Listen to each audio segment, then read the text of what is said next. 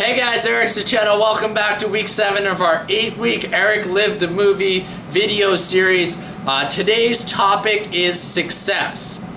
And I just want to give you 5 quick tips about not only what does it take to be successful, but what are some of the commonalities of people that are very successful. And what I mean by success is I don't mean fame or a certain amount of money. I mean people that are doing what they love, or if it's things that they have to do, that they've found a way to make a schedule for themselves that they always follow through.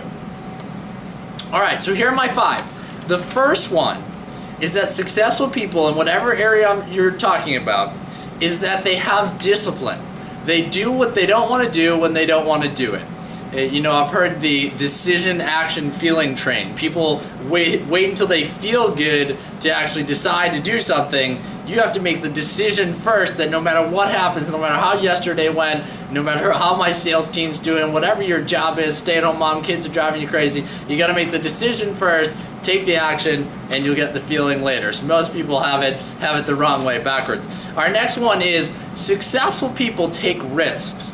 And what's interesting is that most successful people don't really see failure as trying to do something and having it not work out. Successful people see failure as not doing something, not trying, not going after your goals. You know, I just wanted to tell you a quick story. You know, I heard on the radio a couple months ago, Pitbull, the rapper, was on Ryan Seacrest on Kiss 108. And regardless of what you think about Pitbull as a rapper, an artist, or a person, it was very interesting. In the interview, I saw why he was successful, and it had nothing to do with his music. It had nothing to do with, you know, how he looks or anything like that. It was one phrase. He said that he grew up listening to Tony Robbins audio tapes. His mom made him listen to them on the way to school and so on and so forth. And he said when he was in high school that everybody wanted to be a rapper, but he had this deep belief. And the reason he believed he could do it is he said, you know, I had learned from Tony there's no such thing as failure, so he coined the own phrase for himself called epic learned. There's no such thing as epic failure, there's only epic learned. So every time Pitbull tried something in coming up in his profession and something went wrong, it was always epic learned. What can I learn from this situation? And when it's always you're looking for what did you learn versus what went wrong and now I should give up, that's why he became successful. That one idea has made him the person that he is today in terms of his influence around the world. Alright, my next tip is you gotta be influenced by the things that are important in the area that you're hoping to be successful in. What do I mean by that? You know, if you're looking to run a business in marketing or sales or, you know, just in general be more successful overall, I suggest reading a book a week. If that seems too difficult for you, a book a month. If your schedule doesn't work out that you can sit and read all the time, get an audio book. You know, watch YouTube videos, whatever it takes. You gotta be creating an environment in your head and around you that supports the ideas of what you're doing.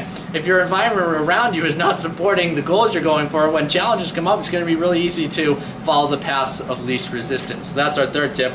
Our next one is you have to have daily musts. You know, obviously in your life you realize there are certain things that you do when you're on top of your game. For me, it's exercising every day. It's reading at least a chapter of a book a day. It's doing my morning routine. It's writing in my gratitude journal. You know, it's you know, spending time at the end of the night reviewing everything. So those are my daily musts. And if for some reason I have a challenge that I know isn't really a big deal, but it sort of sticks with me and I'm telling myself, Eric, this isn't really a big deal. If that ever crosses my mind, usually it's not that the challenge was so ridiculous that I couldn't handle it. It's that I didn't do one of my daily musts. And once you have daily musts and they become habits, you're very unlikely to not follow them.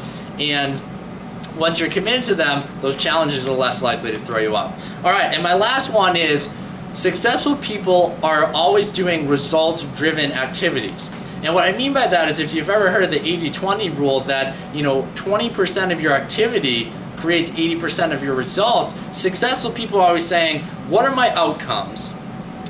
Why are those my outcomes? And what do I have to do to actually get them? And they focus on that 20% first, and then if they don't get to the other 80%, then it goes on tomorrow's to-do list or the next day's to-do list. Because in reality, if that extra 80% doesn't drive most of the results or the outcomes that you're looking for, those are the things that if you don't run out of time, you can push on to the next day's list. You want to make sure that you're always starting with that 20% of stuff that's going to drive your results. Or if you're a leader of an organization, you want to make sure you're doing the 20% of stuff that drives the 80% of the results, and then you delegate the rest. So I hope those 5 tips serve you. Of course, there's many other tips on how to be successful, but I just wanted to give you a framework of 5 that you could really utilize, you could think about for this week. Think about what are the areas that I really want to be successful in, or be successful overall, and how am I doing in those 5 areas, and what can I do to improve. So thanks again, week 7 video. We'll see you next week for our final video. We have a little treat for you. We're going to be coming to you live from somewhere really special, somewhere close to the happiest place on earth. So have a great week. We'll see you next week. Have a good one.